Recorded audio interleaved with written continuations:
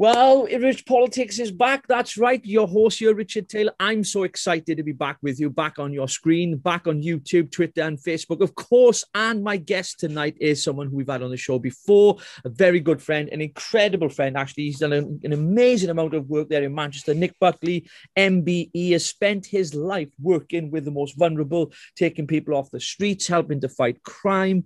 And of course, for his work, he has been awarded an MBE. You know who Nick is. Come on, you must know who he is by now. He's been on here before, but he joins me now. Nick, good evening and welcome to Rich Politics. Good evening. Thank you for having me back. It's great to have you on here, Nick. Now, I wanted to get you back on because, of course, you know, May was a busy time for a lot of us around the country, not just here in Wales. We had the Welsh elections, you had the London mayoral elections, and of course, on your home patch, you had the Manchester mayoral elections as well. And you put your head above the parapet and you stood in the elections. Now, I followed your campaign. You know, you were doing so many things, not just on social media, but practically as well. And I just want to say, first of all, you know, well done for running a good campaign, a solid campaign. Maybe not the result you wanted, or many of us would have liked to have seen you elected, but as you know, standing in any election is a very, very tough thing. Tell us a little bit, why did you stand in the first place, Nick? Yeah, I stood. It was December last year. I remember the day. I was reading the Manchester Evening News, which is the local paper, and the headline story was Greater Manchester Police have gone into special measures for failing the public, for not recording and not investigating 85,000 crimes, including violence, including paedophilia, including all sorts of things. And they were now failing and were in special measures. And I thought to myself, I've had enough. I've had enough of complaining about politicians and complaining when things go wrong. And it's about time I stood up and made a stand. So I decided then I was going to stand for Mayor of Greater Manchester. But I didn't know who I was going to stand for and if it was going to work out. But that was the day I decided, no more moaning. I've got to start talking about what I'm sick of. Yeah, we're going to come to who you stood for in a moment. It's interesting, isn't it? Because I speak to a lot of people who are always on the outside trying to make a difference about the people on the inside, you know, the outsiders, those of us who don't get elected, but we're passionate about our communities, about change, about transformation, about, you know, really trying to help the most vulnerable in society. And it always seems to me that we're the ones that don't get elected. The ones who really want change. And that's not to say all politicians are bad, by the way, but I honestly would have thought you'd make a great politician anyway, mate, not just because of the political side of it, but because of your passion and your drive and your commitment to helping communities across Manchester as well. So tell us then, why did you stand for? Because it was the Reform Party, wasn't it? The rebranded Brexit Party. Lots of friends of mine in there as well, still to this day. Why did you stand for the Reform Party, Nick?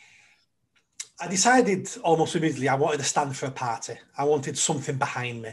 I wanted some knowledge. I wanted something to be pushing me along, to give me advice, to help me with the campaign. So I had to stand for someone.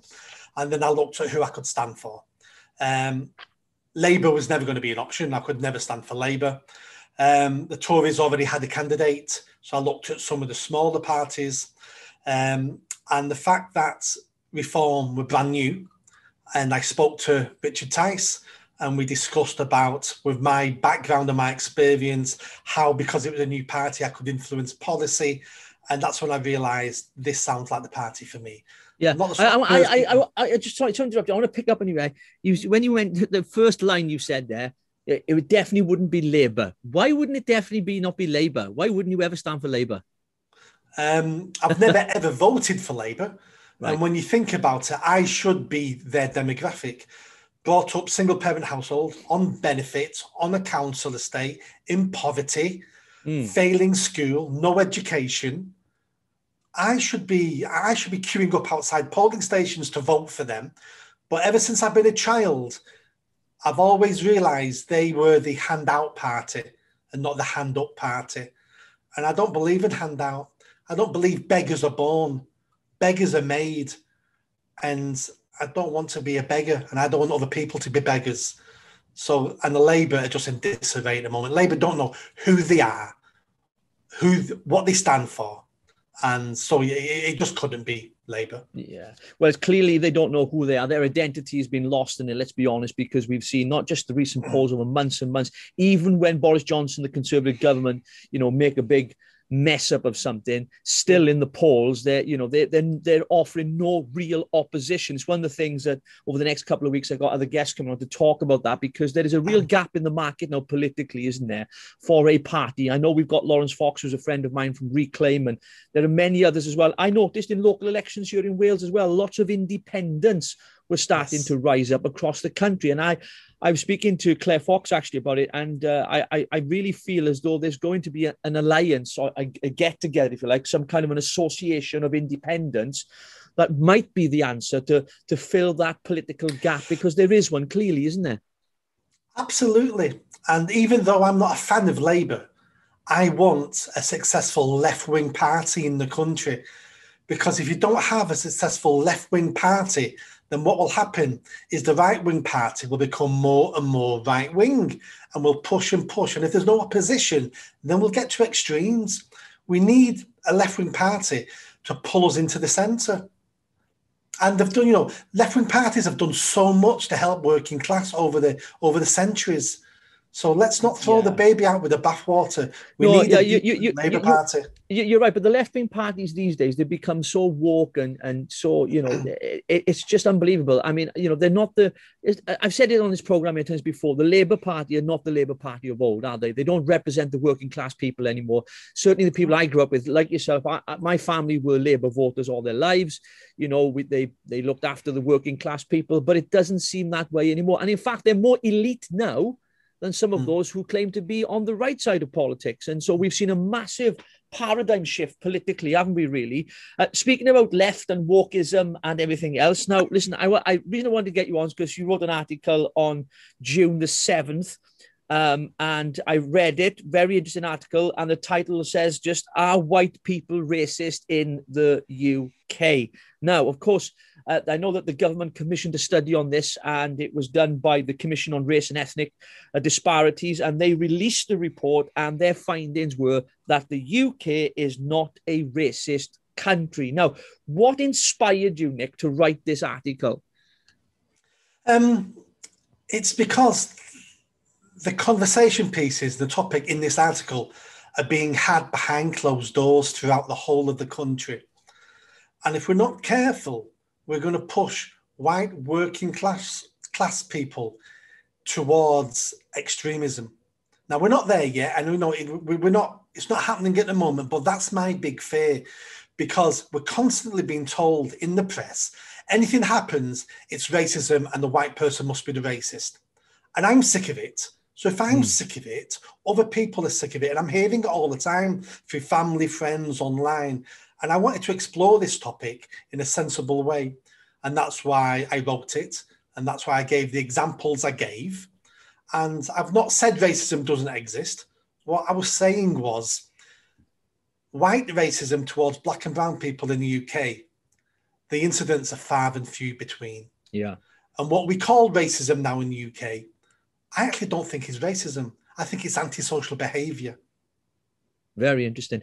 Yeah, I mean, I was listening to somebody on Twitter the other day. I retweeted, I can't think of the gentleman's name. And he was talking, he was a black gentleman, and he was talking about the knife crime in London and Manchester and places where it's, where you see it a lot more than you do in places, rural places like you're in Wales, and suggesting that, he was fed up of Black Lives Matter and all these kind of, movements that are kind of promote this kind of idea that white supremacists are out to control and to push the black man down and all that kind of stuff.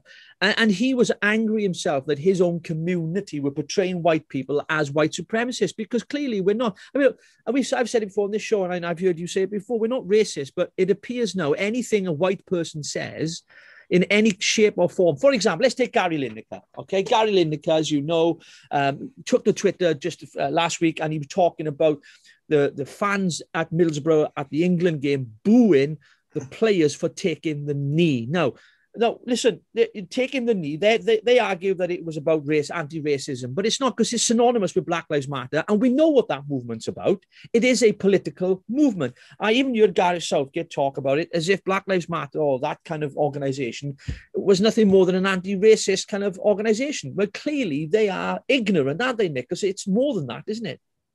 I don't think they're ignorant, because I don't think they're that stupid. The best example I can give you is the cricketer who's just been dropped from the Test series for a 10-year-old tweet. So we're looking at footballers today who are thinking to themselves, this is my career. I want endorsements from Nike. I want this. I want that. I have to do as I'm told. I'm a footballer. I get told what position to play. I get told how to play. I get told when to train. I get told what to eat. People like that are easy to manipulate. So they get told you have to take a knee and these are the reasons, and they believe it. And the people who are booing, we all know Black Lives Matter have been discredited now. They're a racist Marxist organisation who are dangerous. Yes. And anybody who tells anybody else that taking the knee has nothing to do with Black Lives Matter is an idiot or a liar. Yeah, well, that's been the problem, because mainstream media covering it, right, from Sky News to the BBC to all the outlets are out there, and they seem to be backing this concept that anybody that's booing at any football matches, because let's be honest, most of us, I'm a Tottenham Hotspur fan for my sins, right? Even though I'm a Welshman, my second team is Swansea, but I'm a Tottenham fan, and I'd have no issues with fans who pay good money, who pay the players' wages, by the way, as well as sponsorship, we know, booing over something that they believe to be wrong, because, as we've pointed out, and it's been proven now, that Black Lives Matter is a Marxist organisation that wants to defund the police, wants to overthrow capitalism and, and the nuclear family, wants to get rid of all that. It's an anti-establishment movement that actually wants to undermine everything our society is built on. And yet we've got journalists, mainstream journalists on our TV screens, criticising, not just Gary Lineker, but there are many others as well, criticising fans who paid hard-earned cash, who have been their season ticket holders, most of them, all their lives, booing because they recognise what's going on. And in fact, what's unusual here, Nick, is that you're in Wales at the rugby matches, most of the rugby players don't take the knee. In fact, none of them do. It's a very different kind of thing. It just seems to be happening in football. I don't know why that is. But do you think that this whole race question and the racism, I can never see it going away. I don't know what the answer is. Do you have any ideas at all? I don't. It's a big question. Big question. Will it go away completely? No, it won't. Will we beat the woke elitists? Yes, we will. And I think it's going to be a lot easier to beat them than it seems today, sat here talking. I think 10 years from now, we'll look back at this time and we'll go, that was a crazy couple of years, wasn't it? But it soon went away. Just like every other fad and craze we ever have. All just disappears. It comes out of nowhere. It takes over the world and then it just disappears. And this will happen to this because people are not stupid. People are not evil and people are not racist. And they will see through this eventually. And the people who work for Sky News and people who work for the FA, they're being told to say these things.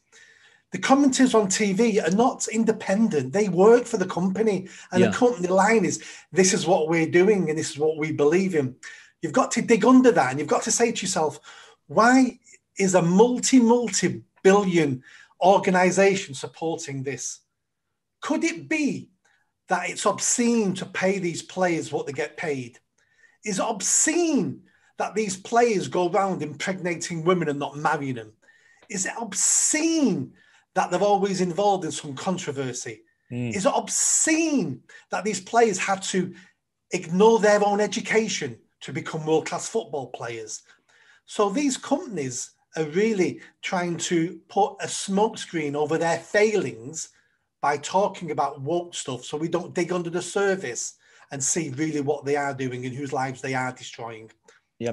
Do you think politicians have contributed to those divisions? Because I think back I'm only 46, so I'm not old, I'm not young. I look back over my my life, and I don't remember racism being a big issue. You know, for me, it certainly wasn't. Yeah, I lived in Wales, of course. The demographics are different here compared to London and Manchester and anywhere else. But I never saw color as an issue. I was colorblind. I never regarded someone who was different color to me to be any less or more important than myself. And it seems to me that a lot of this has come from politicians who have made a big thing about it, celebrities who, whilst the rest of us are being in lockdown and on restrictions, have been jetting all around the world, complaining about everything. It just seems to me as if we've been fed this narrative through our TV screens from celebrities and from politicians that has created some of these divisions. Those divisions have always been there. I was racially assaulted in Wales by a group of Welsh lads when I was in my teens. And I knew it was racially motivated because of things they were calling me when they were trying to assault me. So things like this have always happened. Once you start splitting people into tribes, into groups, football's a great example. Why is there abuse in football? It's because the other team's the enemy. And I'm going to pick out players in that team and I'm going to abuse them. I may pick on their colour. I may pick on their ginger hair. Yeah. I may pick on them being ugly. But I'm going to pick on something to have a go because they're the enemy. And when we split people into groups, that's what we do because we're tribal animals. Now, have politicians contributed to this? Of course they have, because there is political gain in this, short-term political gain. If you can pick a group out and you can say to this group, I support you, I'm here for you, for the LGBT people, for the Jewish people, for this people. If you vote for me, I'm supporting you in your group. You get votes from that. But then you start splitting people up. So it's a double-edged sword. Politicians have contributed to this. Yeah. And I remember conversations a decade or two ago where people would raise this about universities, about it happening in universities. And the answer was, it's a couple of universities. Who cares? These idiots with blue hair will all get jobs as solicitors in the next couple of years. They'll turn into capitalists when they buy their houses and it'll all go away.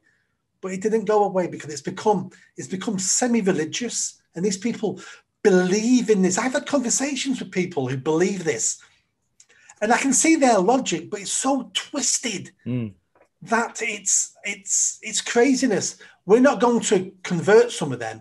What we need to do is breed out of them, so that it's the next generations coming through. We need to educate. Yeah, absolutely. I agree with you. And discrimination in all forms and racism, you know, is abhorrent to me and is to everybody else. And we always say that. Nick, just before we go, because our time's almost up, because I'm trying to do 40 minutes, nice, short and sharp, as they say. Of course, GB News is due to launch on the 13th of June. I wonder if that's going to bring some balance to some of what we get from mainstream media, because, of course, we know Andrew Neil, we know what he's like, straight talking.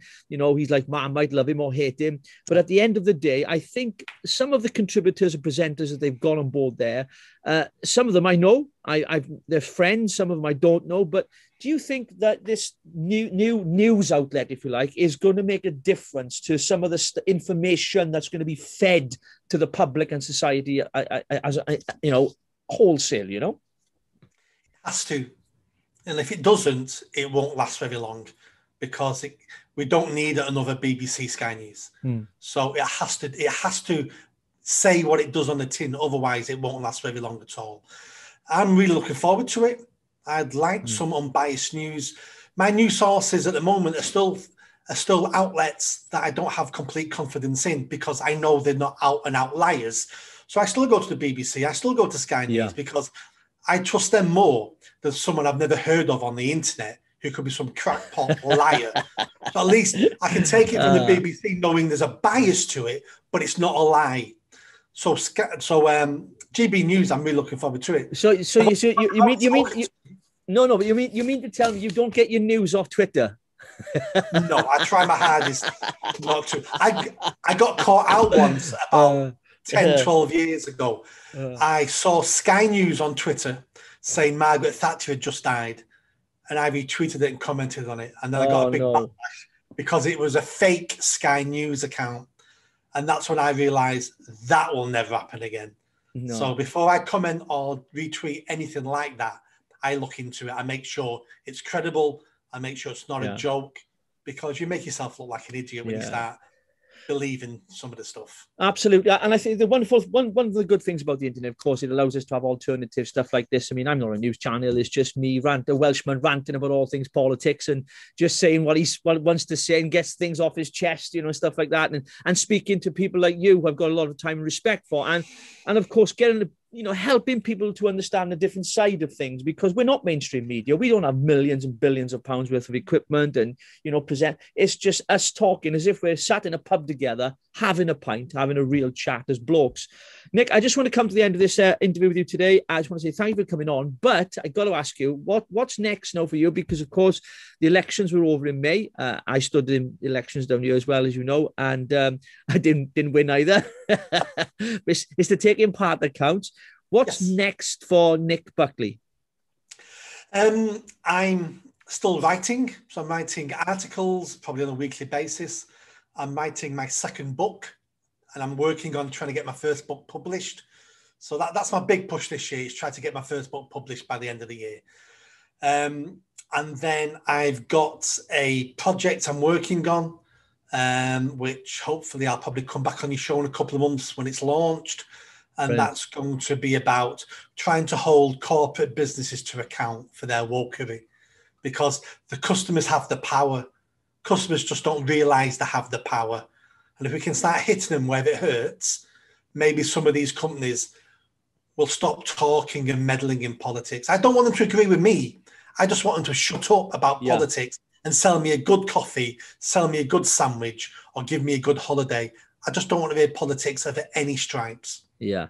Speaking of holidays, before we go, Boris Johnson was supposed to be lifting restrictions on the 21st of June this month. Do you think he's going to do it? He has to. I think he has to. I think he's scared of what will happen if he doesn't. And he may be scared immediately of the public reaction, but I think he'll also be scared of the next election. He'll also be scared of his position as PM. Yeah. He has to. I can't see any reason not to. He has to. Yeah. Well, Nick, listen, it's been an absolute pleasure as always catching up with you. I know it's been brief, but listen, I definitely want to get you back on. Want to know more about your book that is due to be published and the project that you mentioned briefly. You just slipped that in there. I want to get you back on to talk about that, and we can share it as well. Thanks for coming on again. I really, really appreciate it. And for all of our viewers as well, you're on YouTube, Twitter, Facebook, all the social media. Please make sure you check Nick Buckley out.